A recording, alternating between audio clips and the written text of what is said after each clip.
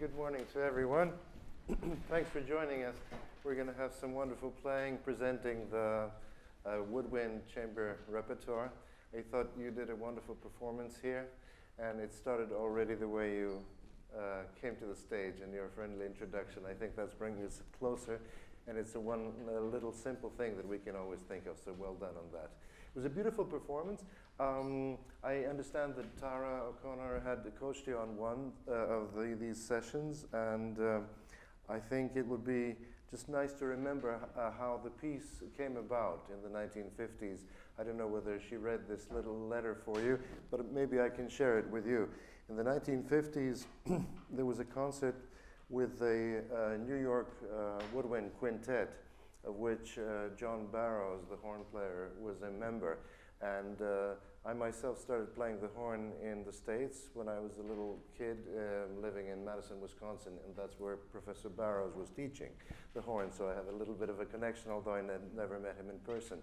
But let me just read to you a short fragment from the letter that the flutist of the quintet, Samuel Barron, had written about the occasion of this commission.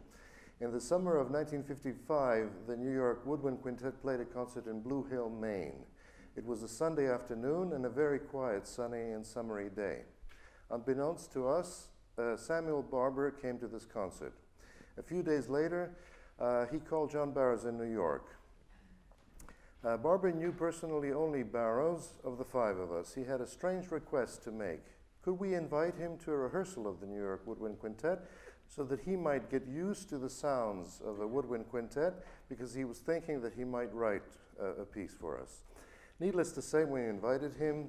When we asked what he wanted to hear, he replied, "Anything that you happen to be rehearsing, I will just sit quietly in the corner." And then he continues explaining how John Barrows wrote a chart of all kinds of chords and possibilities just to present the colors and the range of the instrument.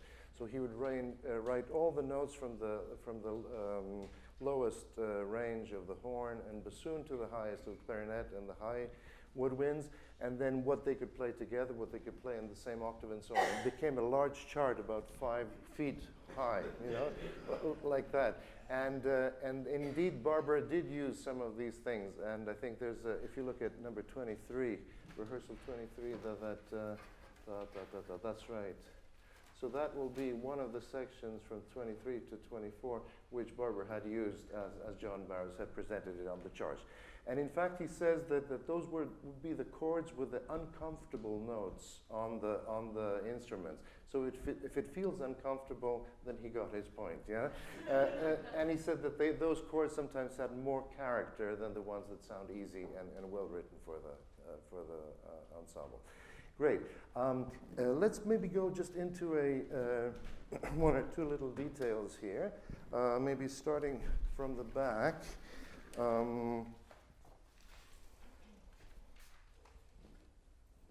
When we start, let's say, here at 29, where you have this arrogant passage, Barber writes, "Freely with arrogance."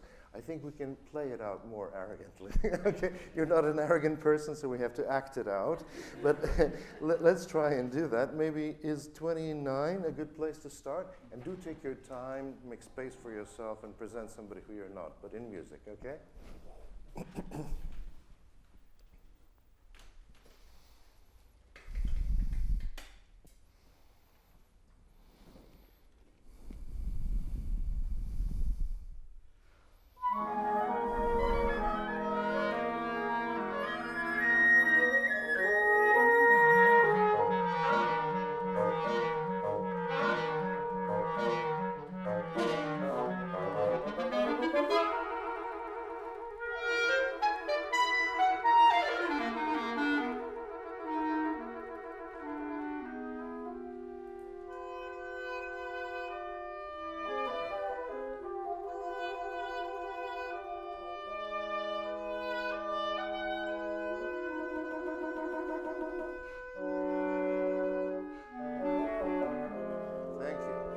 Beautiful, beautiful. That was very arrogant and adequate.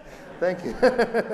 Wonderful. And the spot where we just arrived now, after 30, and maybe the upbeat to the fourth there, could we also look for a different color? It's clarinet and flute, is it, playing here? Can we try to look for a darker color maybe here, okay? So let's start right there, if you don't, or maybe the third bar of 30, and try to color it in a different way. We remember how Barber was interested in the colors and the possibilities, and now let's imagine the situation that we're playing for the composer and showing him what's possible to play brighter and darker and so on. So the full spectrum of the colors and expression that we can offer, okay? Let's start on the third bar of 30, if that's okay.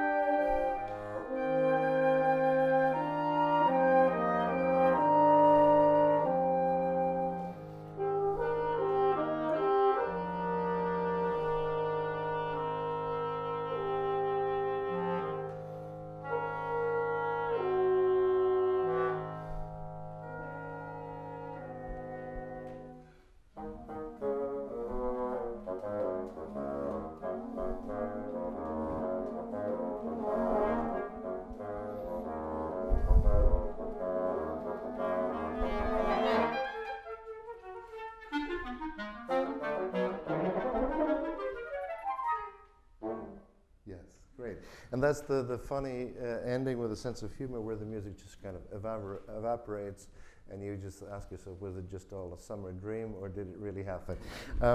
At figure 31, maybe instead of a gap, we can keep this slur going here so that you kind of prepare the new situation here and that you can start whenever you feel is right, but that we actually play the slur into that so we don't have a gap there. Let's just try that.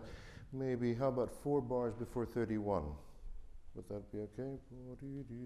Enjoy this triplet solo. Mm-hmm.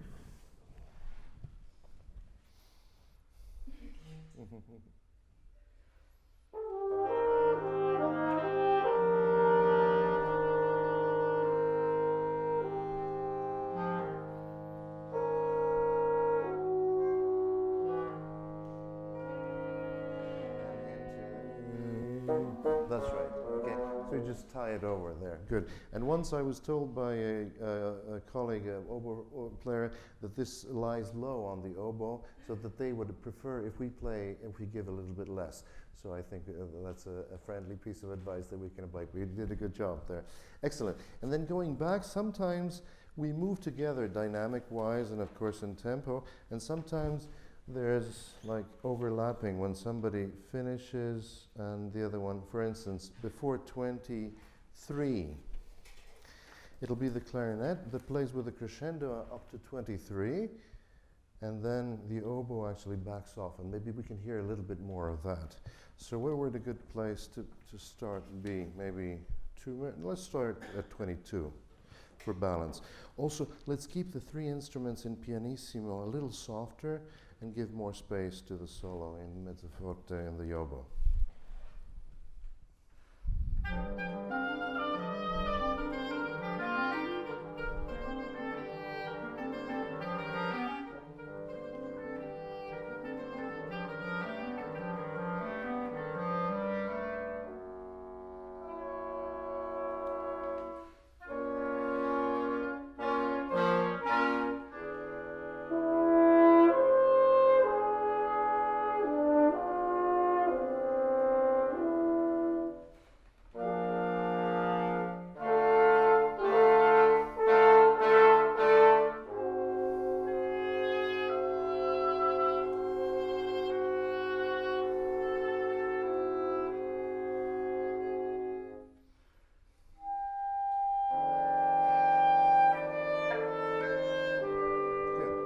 Very good, very good. Yeah, yeah.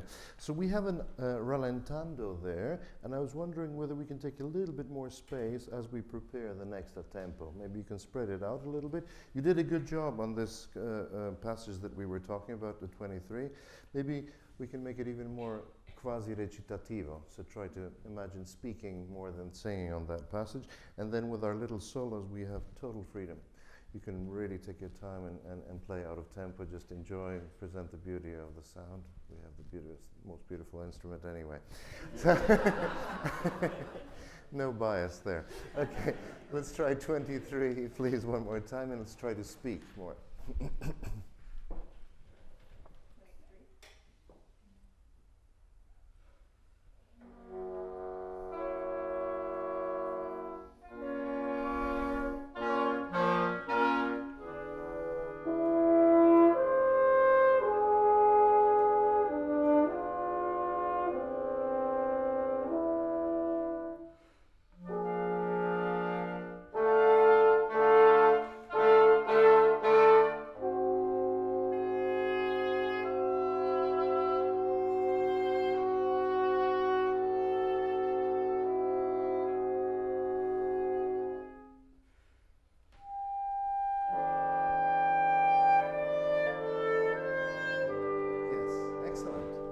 Very good. Beautifully played, both of you. Thank you. Good. And then moving backwards, we have the arrogance. Okay, one more thing about balance. At 19, same thing. Let's let the oboe come through, and maybe we can keep it a little bit softer. Okay. Let's try that passage at 19, please.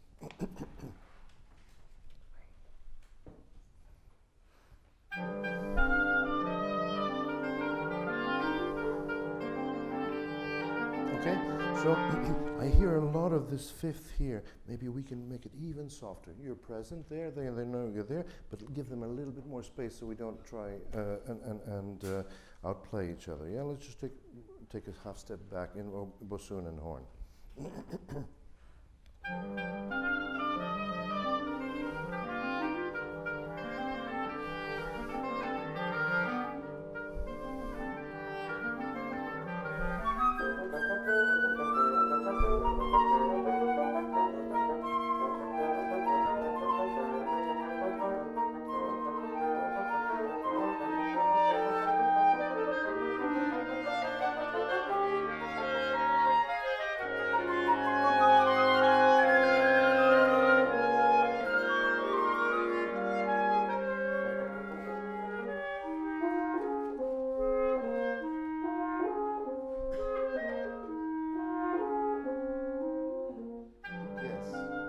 Very good. Okay, so this is a passage, there's a lot to do, right? What would a comfortable tempo be for bassoon? A little bit slower, perhaps? Maybe a touch. Yeah. Touch. Okay, let's be considerate. Let's be nice to each other. So maybe just a touch slower there. Shall we try that maybe from 20 or even where the flute solo starts, 2 before 20? Shall we go there?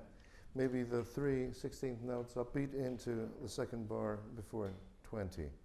Is that a good place? Yeah. Just having enough time to do all the articulation. Yeah. Okay.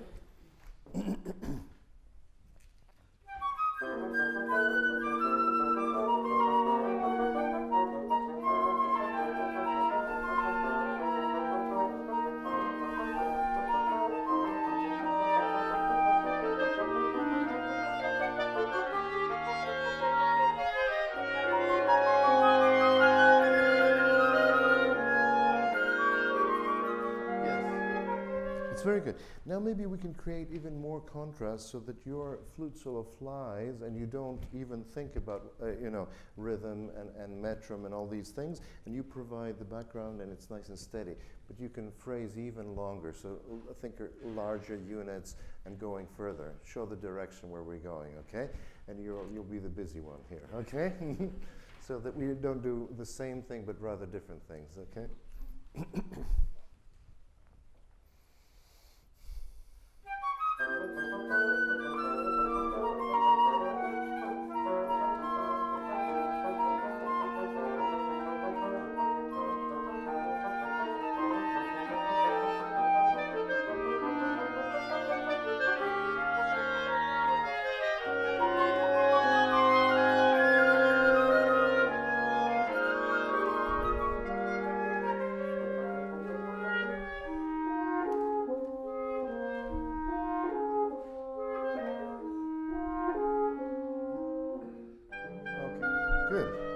good, very good. So try to find this freedom, of course. We need time and rehearsals and maybe sometimes even a performance or two, and then you come back. On this tour that we played the piece, it was nice because we had the performance experience, and then we would come back and before the next concert and check and see what we can do different or better. So that's a nice process to have. Now, maybe going back, there was one situation where I thought the flute can play a little bit more. That's at 18. Again, we have this little solo together duet with horn, so maybe a little bit more flute. Maybe if we start 3 before 18, and let's see how we go about this indication moving moderately in the third, that it appears to be natural, something that maybe was even not written in the score, but you felt in one of the rehearsals, I feel like we should move a little bit, and then you just do it spontaneously. So make it a sound as if you were inventing it on the spot, okay?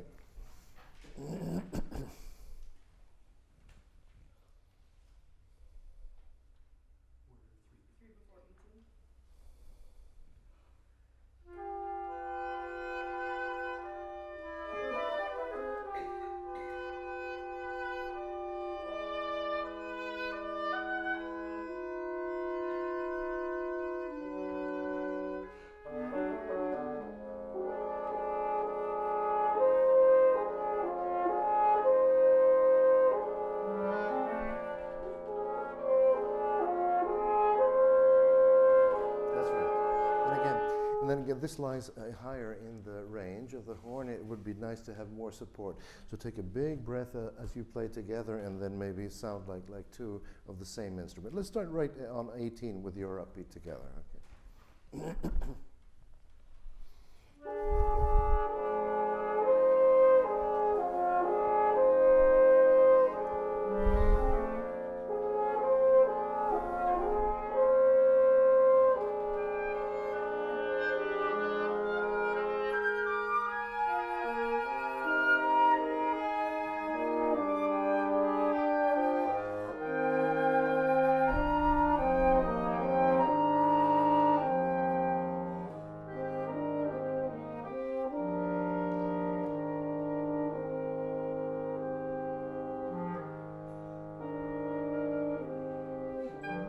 That's right. Excellent. Very good, very good. So this kind of balance, you can try it out in different spaces, different kinds of halls, and so on. And then we have this busy passage here, which you did a good job. How about going back to 5? I'm sure you got the right tempo, but maybe if it's a little bit slower, it'll be easier to play together. So that you, especially when you have the moving line, that you have more time to play that out. Let's go right on 5, maybe just a little bit slower than we did first time, okay? Do you want to do it right on or with the transition? Right on, okay.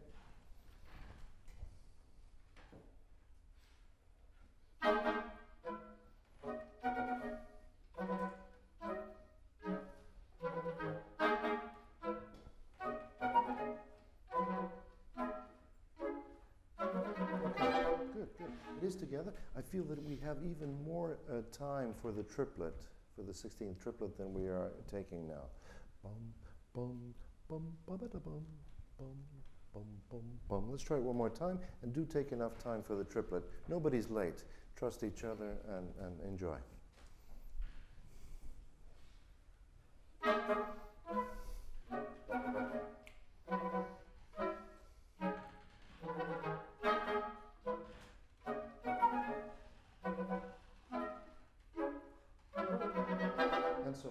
Very good, very good. Now let's take the transition and maybe start at figure 4, if that's okay.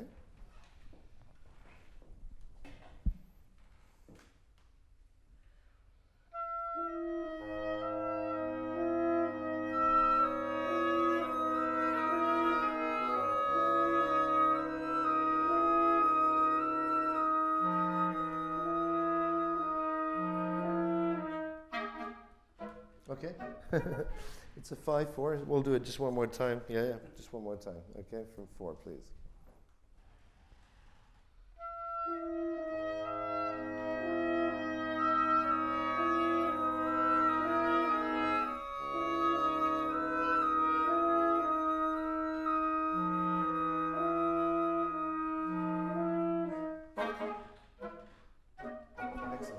Excellent. Yeah. So Eleni, if you lead a little bit through and just gently move like you did now, I think it's a big help for the colleagues. Yeah, to so that you feel the allargando together. Okay, good. And now what we're left to have a look at is the beginning, slow and indolent. Okay, so let's try to get into that character as you two start off this summer. And in that same letter, they talk about a lazy and warm summer afternoon. So try to picture yourself your favorite place in the summer. Mine would be probably in Vermont, where we spend many summers at the Marlborough Festival. And there's been rain, and it's moist, and it's humid, and it's hot, and we don't feel like actually rehearsing after lunch. But there you go. And then with a full stomach, this is what happens. So relax and enjoy.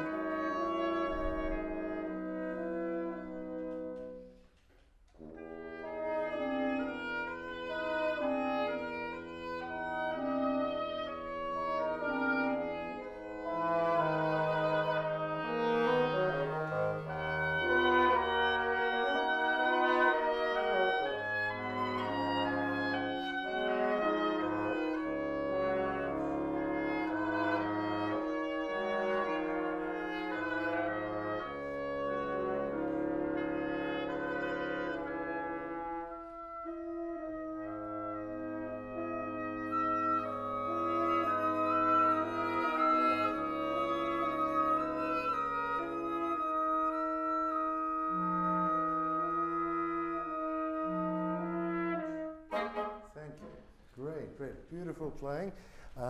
I'm afraid we have to move on with the other repertoire, but I wanted to thank you for a beautiful experience here in presenting this fantastic repertoire for us. Good luck, and I wish you many beautiful and successful performances. Thank you. Well done.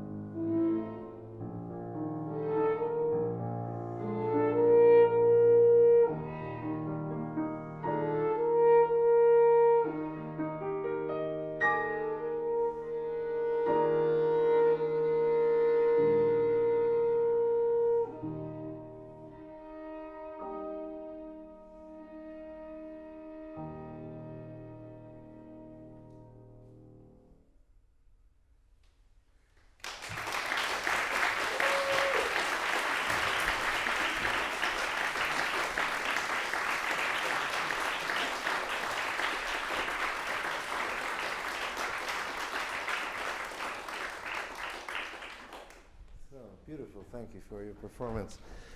This is truly a masterpiece, would you agree? Yeah. Yeah.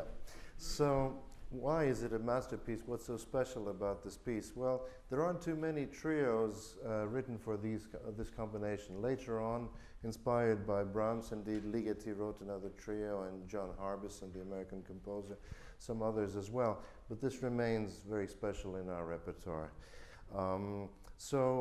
The beauty and at the same time the challenge is that we have three very different instruments playing together. Yeah? If it's a woodwind quintet or a brass quintet, the instruments are more alike. Here we have to kind of imagine that we're using a bow and playing like Fanny is. Fanny needs to breathe and blow her sound into the violin, and we have to try and sing as the two here. And you're doing a good job. We can work a little bit on that. Maybe it's interesting to mention that the piece was written in the 1860s at the time when the valve horn was already pretty much in use, and yet Brahms mentioned that he prefers the old instrument, the so-called natural horn or the hand horn. If you imagine that Hannah's instrument would not have this central part and would just have the tubing around here and the bell, and the horn players would introduce their right hand into the bell because at one time they discovered that they can change the pitch of the instrument by introducing their hand, by covering the bell. It's a physical phenomenon. We won't go into explaining that, but it is possible, and the most skilled players can do a fantastic job. That brings us to the question of balance, because now this is a more powerful, it's also a heavier instrument, which has more resistance, and therefore we offer more air. And the result is that we play fuller and louder. And then you have to either dig in and try to match, or of course for us it's the challenge of playing pianissimo. Brahms writes in one letter corresponding with Clara Schumann, who proudly reports that they are performing this trio and that they have a wonderful horn player, and Brahms asks, do ask him if he can play it on the natural horn, and he politely declines and says, no, thank you, I would rather do it. It's interesting for us horn players, maybe I'll get too much into horn playing, but in the 1860s, this was the time when, at least in German-speaking countries, the valve horn was getting more and more in use. In France, it was a different story. They stuck all to the old ways and so on, but we won't get into the details. But it is possible to play on both instruments. For us, as horn players, it's nice to maybe at least practice it on the natural horn and to understand how the special colors are created. It also has a very personal and sad story to it, because we won't hear the third movement, which is titled Adagio Mesto, the sad Adagio, because it was written and composed after the passing of his mother, who he had a very intimate and close relation with, and there are indeed some quotations in that, a song that his mother used to sing to him, and so it's very personal, very sad, very touching. Anyway, back to the beginning. Can I ask you maybe as an exercise just to play the theme together in unison, although that won't be happening in the piece, but do play it together so we kind of melt and blend as much as possible and try to sing it together.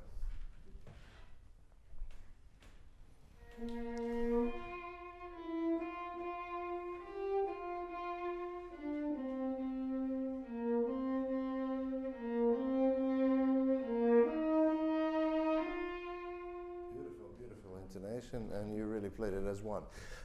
When an audience hears this piece, sometimes, and when I was younger without having seen the score, you could think that it's on the downbeat. But in fact, it's the other way around. So maybe we can show a little bit of that downbeat. Let's just do it together. Maybe we can add your chords, but still play it in unison.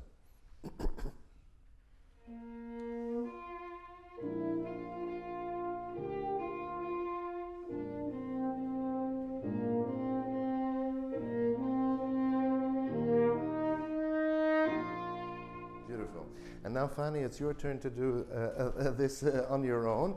And what we can learn from wind players, on the other hand, is to breathe. And string players are not always good at breathing. So imagine that you're playing not a horn, but a tuba or something like that. And have a big breath so that you can really release that and invest it into it translates into the movement of the bow. Yeah?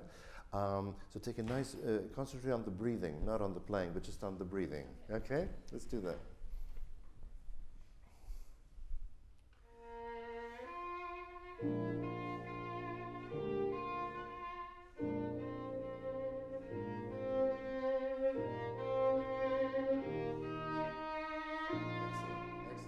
Very good.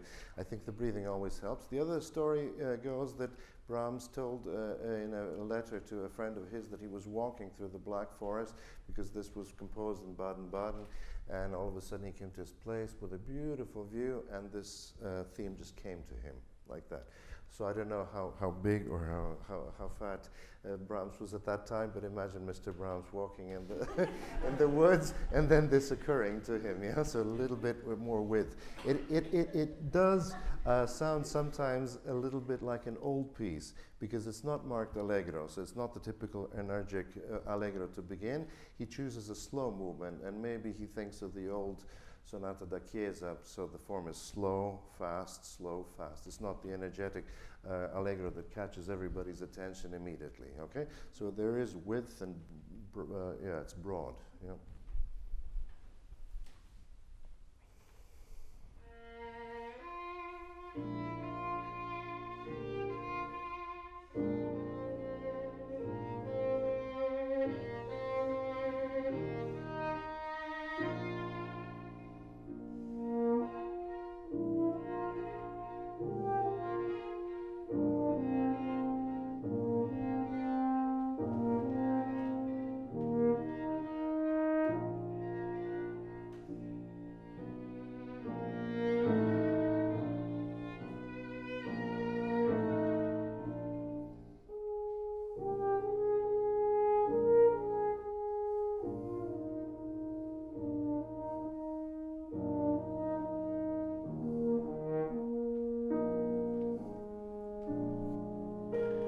Good, excellent. Okay, Hannah, so there's a major and a minor chord, and maybe we can actually show that by offering a little bit more sound before it goes into minor. Then last. So your intentions are there, but just leave it for a little bit later. Yeah? This will be bar 21. Shall we start on 21 and play freely?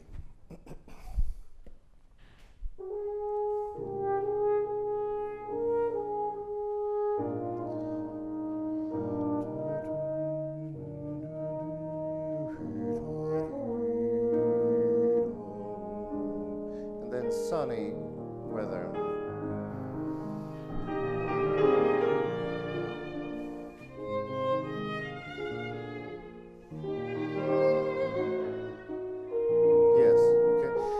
Sorry to interrupt here. There's an interesting situation here because nothing is happening on the downbeat. So we have to make sure that we're not waiting for each other. We feel the flow of the music as you enter with this brilliant radiant and so on, and then the other instruments are used. But maybe we can start there and try to get another color. If this was somber and a little bit darker, maybe there's more light to this moment, okay?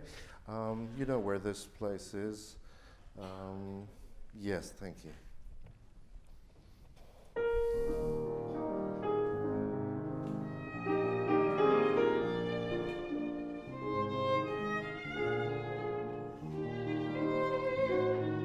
Sorry to insist, but I feel that now the energy is translated into a dynamic, so we're playing louder and we're playing faster.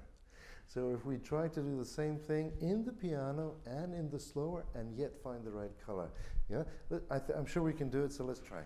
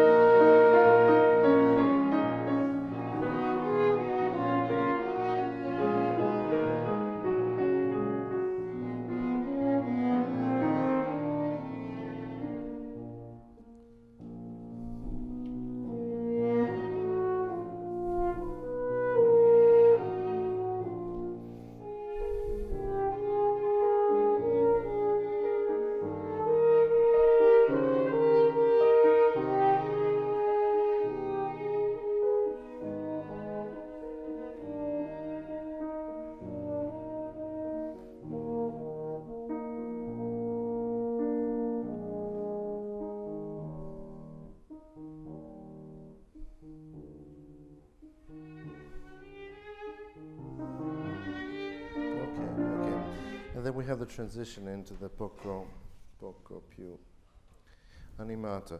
Excellent. At bar 61, this is one situation where we like to ask our violinists to give a little bit more, because we're in the higher range. Maybe we can just listen to this little duet without the piano at 61 and just see how that matches. Okay, so if we invite you, Fanny, to give a little bit more, please.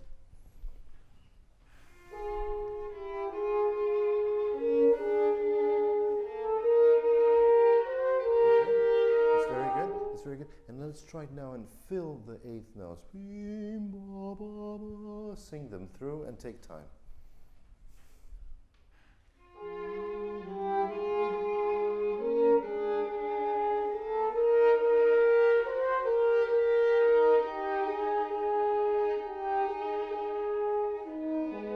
And so on. Very good. And I think it's a different dynamic playing with horn than with a string quartet. Sorry. Okay, and then as we come to the transition here, Brahms writes the sigh before he decides to send you into the poco più animato. One possibility is to do it gradually, so that we don't immediately from the double bar know that it's a different tempo, that you kind of take us down this road in a gentler way. Sometimes I've seen colleagues actually take down bow and then so we can try and see if this brings the sigh out better. Yeah. How about playing just 4 measures before the poco più animato, which is 73, please.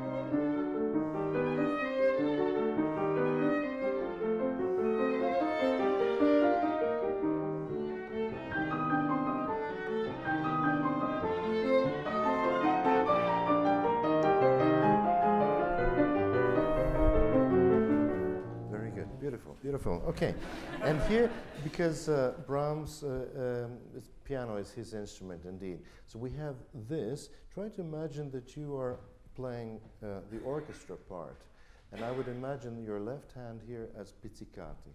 So imagine that the double basses and the cellos are playing pizzas here. I like the way, I don't know, you can try it out in rehearsal and see, but it's not too much, Fanny. If it's not too much, you can do more even if that feels okay. So why don't we just go maybe into the poco animato with these pizzicati in the left hand of the piano and give a little bit more, give a little bit more. You're the strength section. All 16 first violins.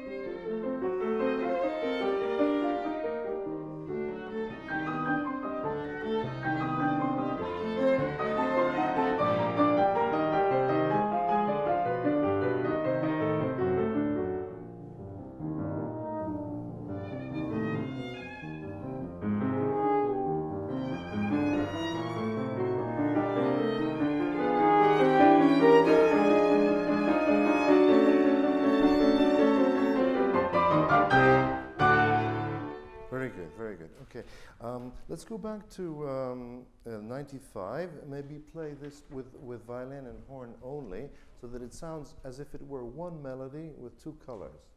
Yeah?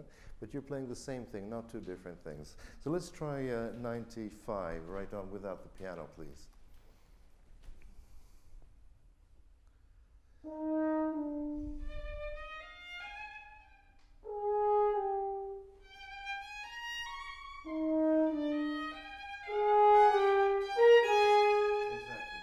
So it's maybe hard without the pulse in the piano, but you're doing a very good job. Try to facilitate the continuation by not doing so much diminuendo at the end. It's a little bit breathless, a little bit agitato. It gets excited, so maybe we can feel this urge a little bit more. Would you care to join us, maybe, Kevin, at 95, please?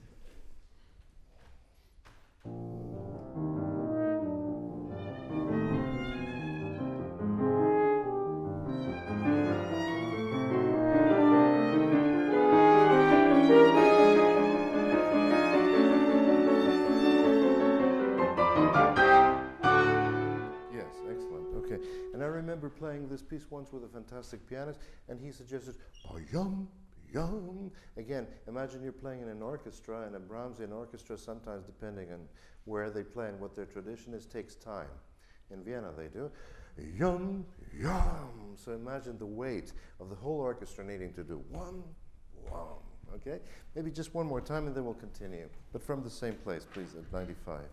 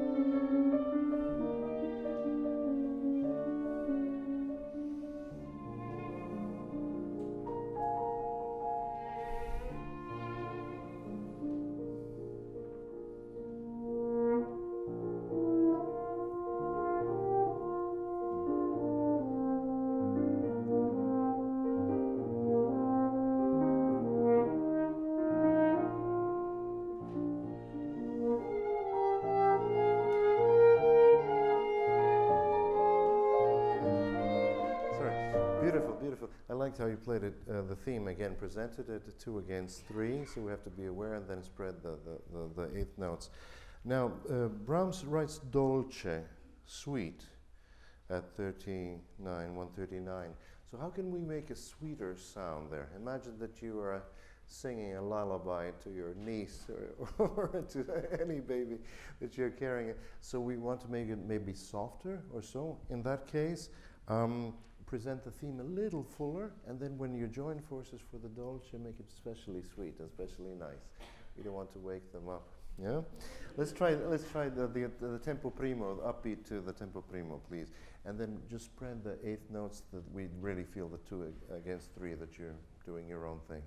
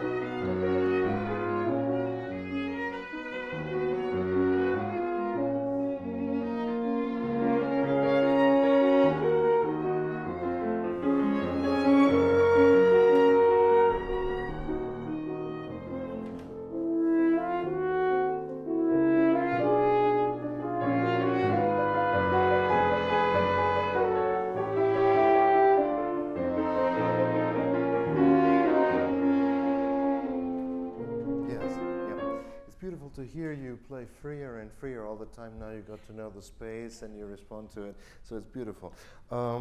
Here we have the following situation. We have our private little sighs, crescendo, hairpins, and then we have this long, long crescendo in the piano. Yeah? And Hannah, maybe we could save a little bit in spite of the sempre crescendo. Yeah. You know the old rule, when you see a crescendo, play soft. When you see a diminuendo, play loud. And leave it for later on. So maybe leave a little bit and try to follow this line. We do have all these sighs, sospiri, but we're aiming for somewhere else later on, yeah? Shall we take it upbeat to 179?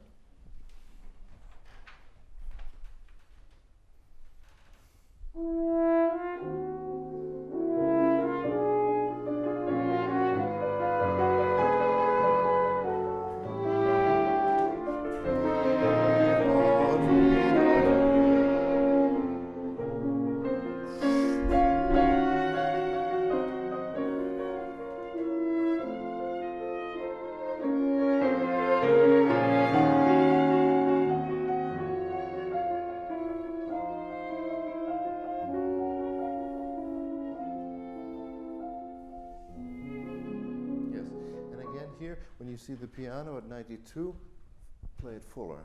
We have a long way to go with this diminuendo. 1, 2, 3, 4, 5, 6, 7 bars until the pianissimo, okay? So maybe playing a little bit fuller there.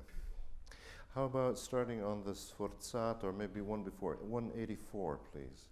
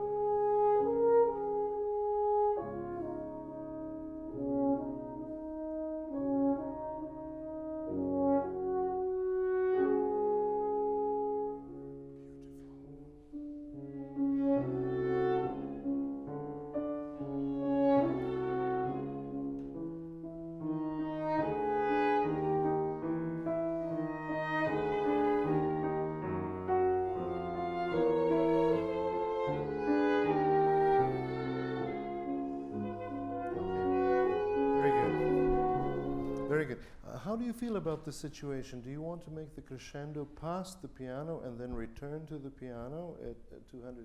That's kind of what we were thinking about. Or do you want to do a diminuendo going back to the piano? We were kind of thinking to do a crescendo and then suddenly down to the piano, but we can... Good. So we're searching for something here around 209 and so on. Maybe we can leave it even more outside tempo. Don't feel obliged to exactly play it misurato, yeah? But let's hear a little bit more of this crescendo so when we drop together at 220 that we know we're doing it together, okay? Upbeat to 209, I guess. Or 208 would be better, yeah? With upbeat.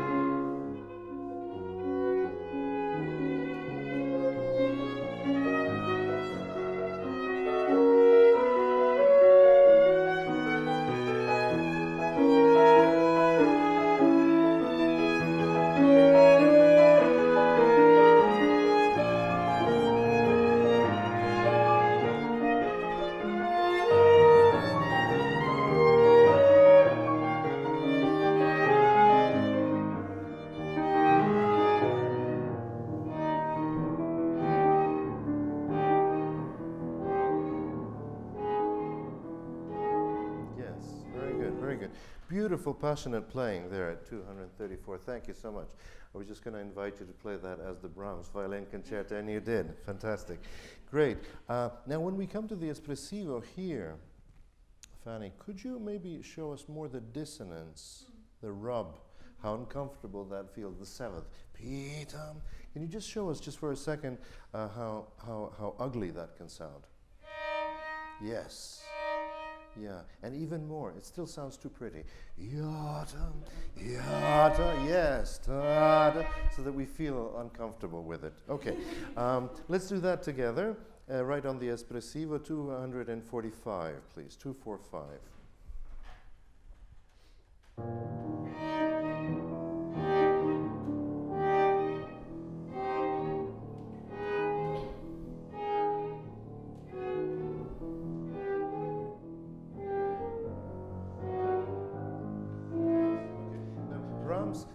Knows what he's doing here, and he warns the pianist to go straight away to piano, which Kevin did. He obliged. But he doesn't write a piano in our parts. So it's okay to do different things. And I think this dramatic dissonance here worked well, and maybe we can support that. And only then does he write sempre diminuendo, ritardando poco a poco. Yeah? So it's a process, and it's going to take some time.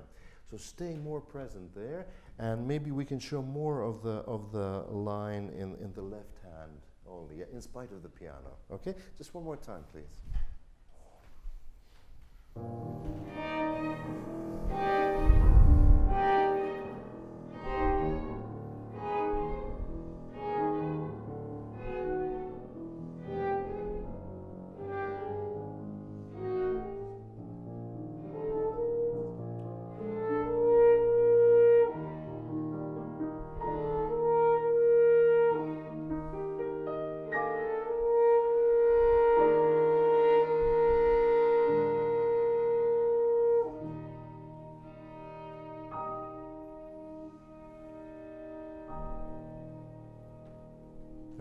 Very good, excellent.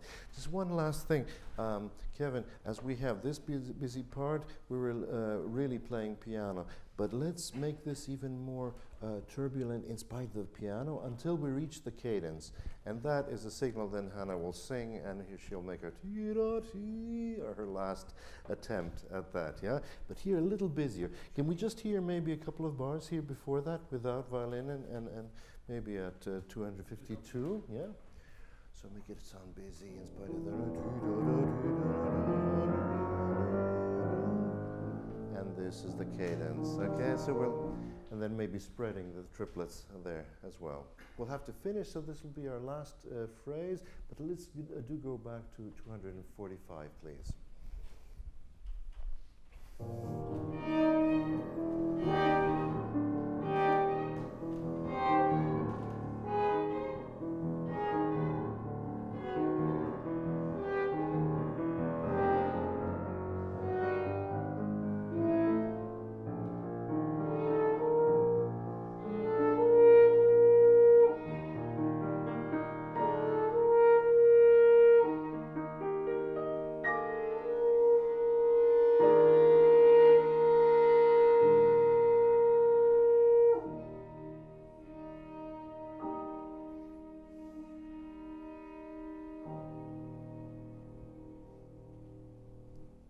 Bravi, thank you so much. Thank you.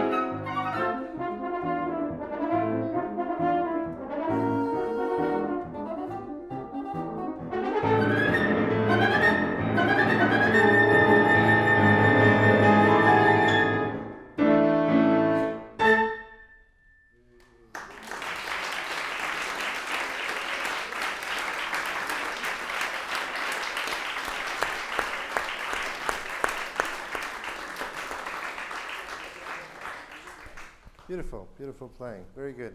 You decided to stand up, which is great for us wind players. How do you feel about it? I hear them better. You hear them better? Okay, you're very polite.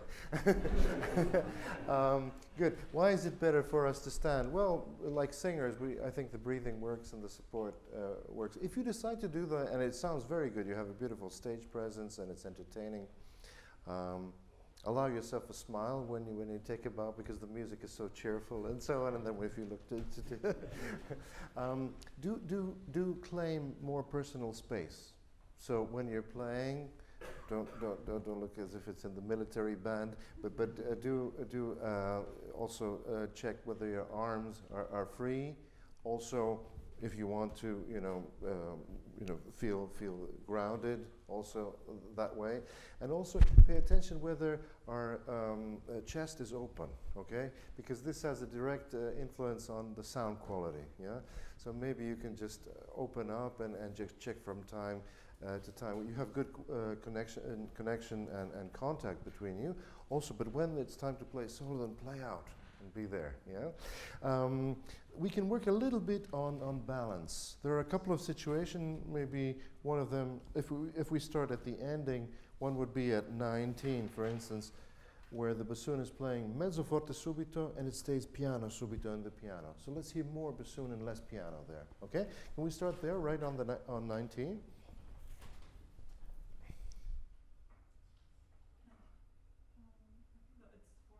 Sorry, horn. No, yeah, bassoon comes in on triple forte.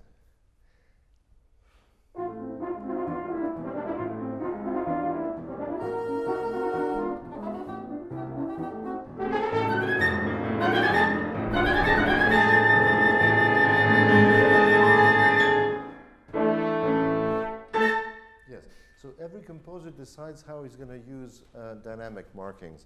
And Poulenc obviously belongs to those who do not shy away from the extremes. With your entry, he writes a triple forte possibile, so as loud as possible, and it probably needs to sound desperate.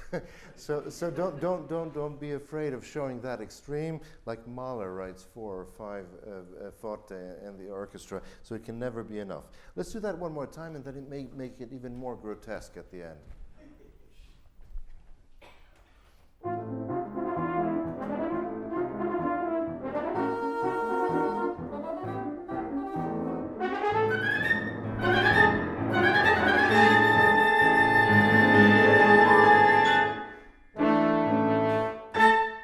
Good. And then at figure 17, for instance, with the horn solo again, there's a forte in the piano part and only mezzo forte. So although you're cueing and indicating how fast or how rhythmically and en porté you want to play, that's the balance is maybe more in favor of the piano part. Okay. Shall we do that right on 17? Enjoy.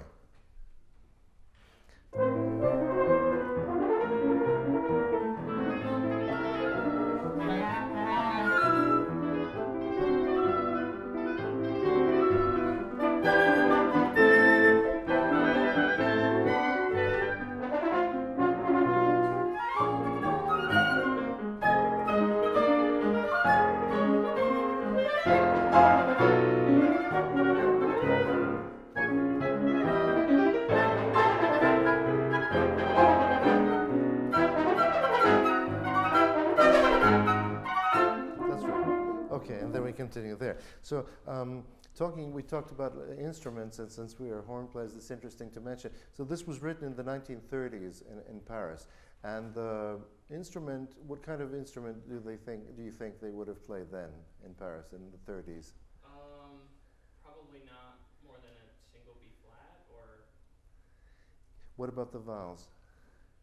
They were still teaching mostly natural horn, right, until the beginning of the 20s. No, they did have this tradition of the thing, but what I'm getting at is the piston valve. Have you ever seen these piston valves? Sometimes you see them in military bands here also for different instruments.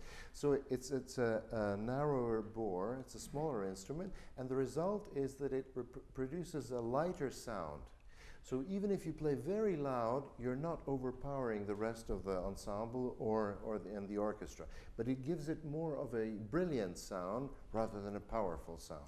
So maybe you can imagine that on these horns, because they're heavier and bigger, we need to play maybe thinking of brassy sounds as well. Yeah, but not in a domineering way, but just brilliant, light. Try to match the brilliance of the other instruments. Okay. So when you go for this little solo here, have fun. Très sec, very dry, like a good dry wine. And then enjoy that. Where's a good place to start? At 18, maybe? Figure 18?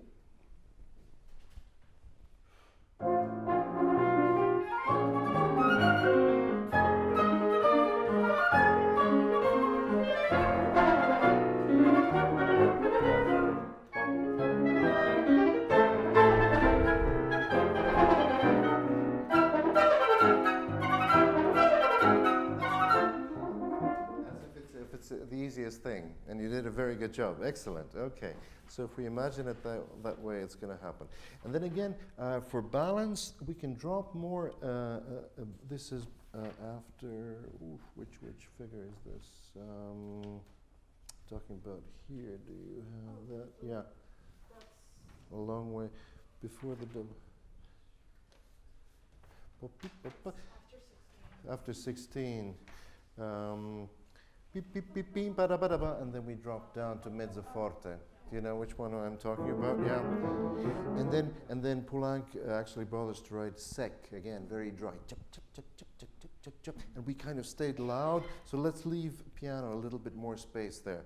Beep, beep, beep, beep, ba da ba da ba, and then drop together again. Okay. Let's take it from 16 because it's going to be easier to start that. Because it's written in 2/4, the tendency is sometimes to just take care of the phrase that we're playing and not thinking of the continuation. So think how it responds to each other. It goes a longer way. Okay, let's try 16, please.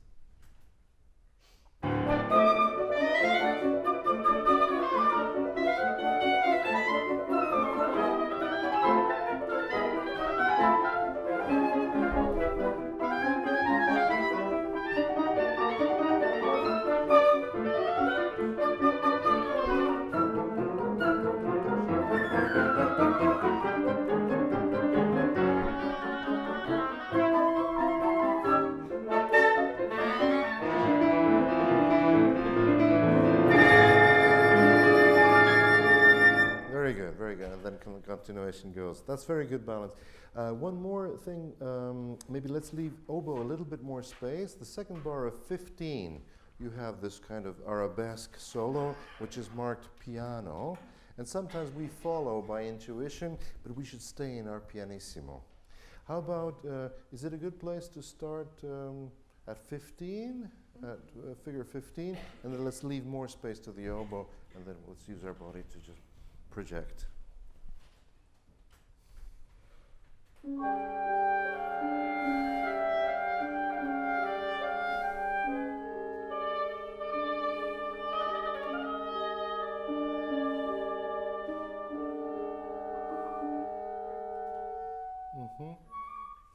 We're playing in the same. Yeah.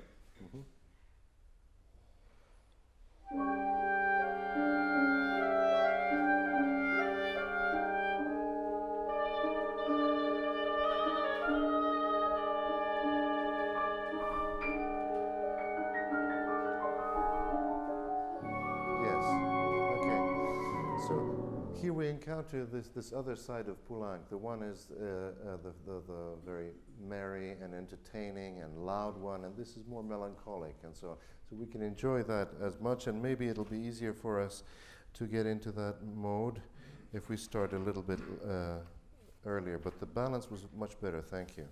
Let's start the slow section now at 10. Beautiful cadenza. Talking of instruments there, are you familiar with the French bassoon? Yeah. How do you like the French bassoon? I've never played one, but So imagine that you're an advocate for the French instrument, which you are maybe not, but and then try to tell me what would the advantages be, and what is the strong point of the French instrument? It's a more bright, piercing tone, and the high French music is lighter because it has a higher range. That's right. So when you play the opening of the Rite of Spring, how would that sound? More comfortable. More comfortable, easier to play in that range. Excellent. Okay, good. So let's try to at least imitate that a little bit. Do you want to do a little bit of your cadenza as we prepare for 10? Sure. Yeah, make it more French. Okay. Mhm.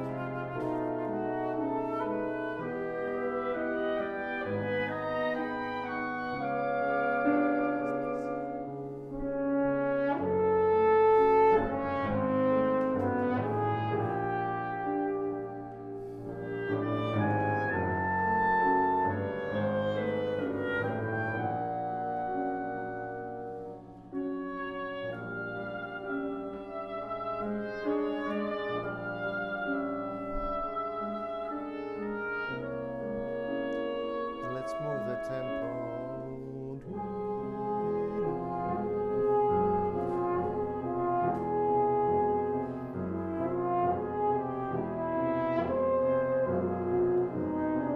Okay, very good. Okay, and something that the French tradition has to do, also maybe playing horn, at least at one time, it was using vibrato.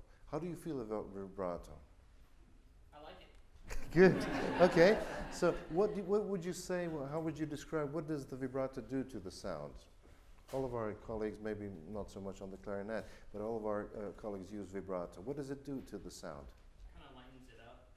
Maybe. Lines it up. Also, I mean, just for the physics of the instrument, you need to support well when you're playing vibrato. And all the harmonics don't have time to, establish themselves. So it results maybe in a lighter sound, not thick, big, yeah? And that can be charming. So maybe try to use a little bit of that,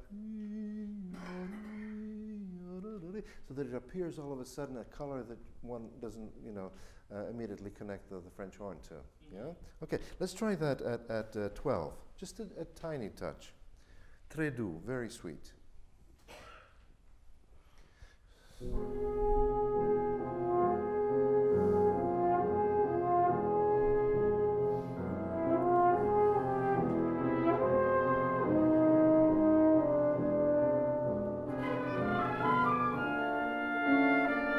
Yes, okay.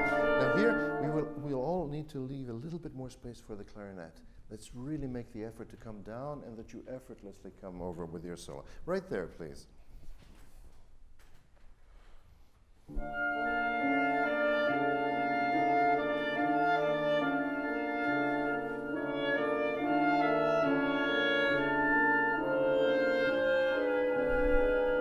Okay, and now maybe maybe it's the temperature, but also for tuning, we have to watch out. Maybe the last note, bring it down. Okay. So, like one conductor once told us in the orchestra, the good orchestra they can play loud, and only the great orchestra can play soft. Same thing for a chamber ensemble. So the softer we can play, the better in certain places. Okay. So let's show how good we are at playing pianissimo and piano. Okay.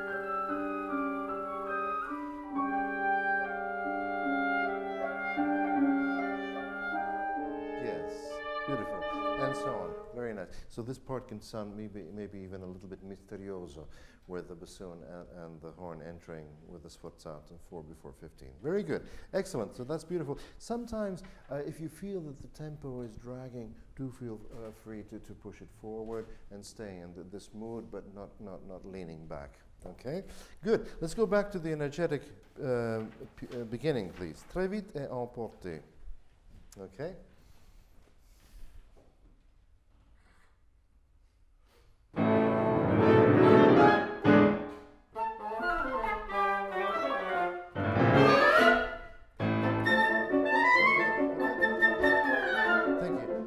It's fast enough already, and we can make a lot of noise, including the horn. So you wake up everybody at the beginning of the concert with your scream here. So let's make more noise. Don't be shy about it. Okay? I don't think faster. Yeah.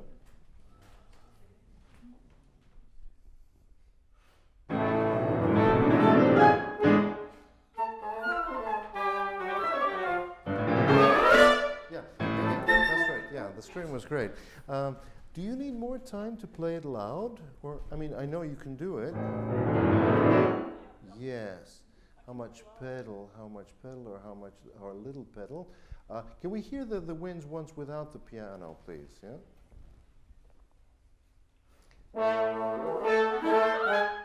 Yeah, I would love to hear more of the 30-second notes, which are loud. And that's maybe connected with the tempo. But let's try to first play them louder.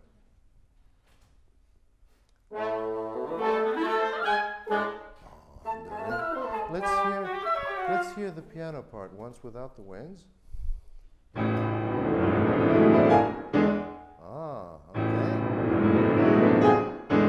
Okay. Okay, and if you play with a little less pedal, so it's like.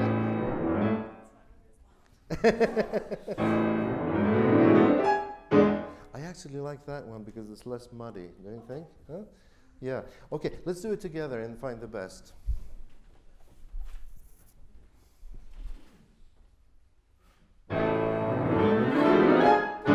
Okay, and now maybe we can find a compromise in between the two.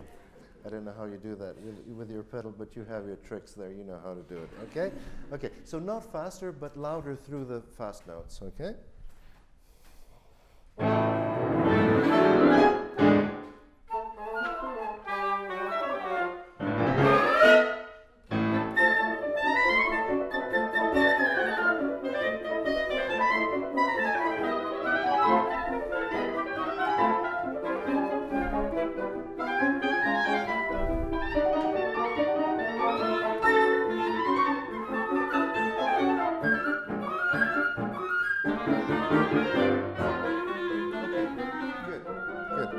Excellent, excellent.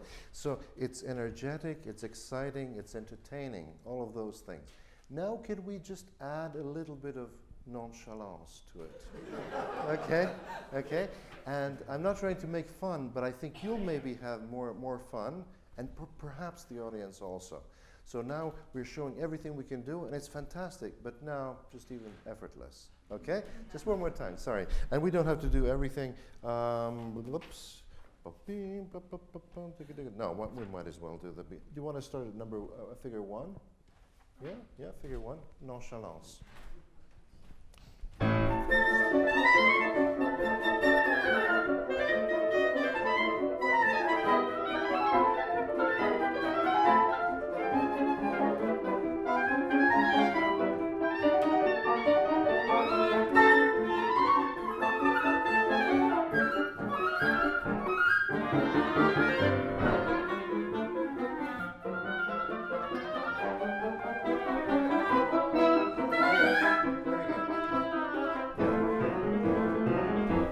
Thank you, thank you, thank you.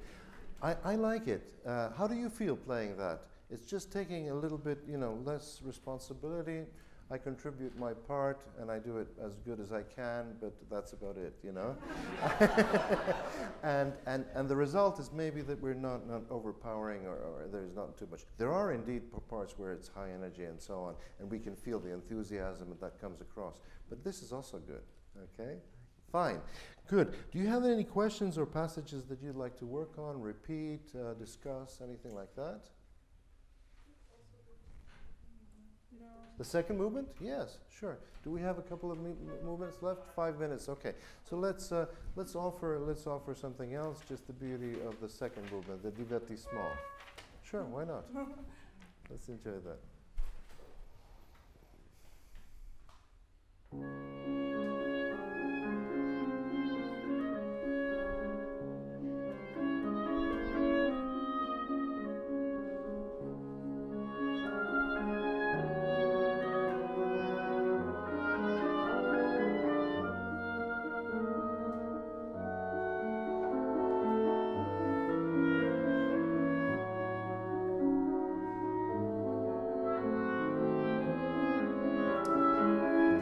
Sorry to interrupt.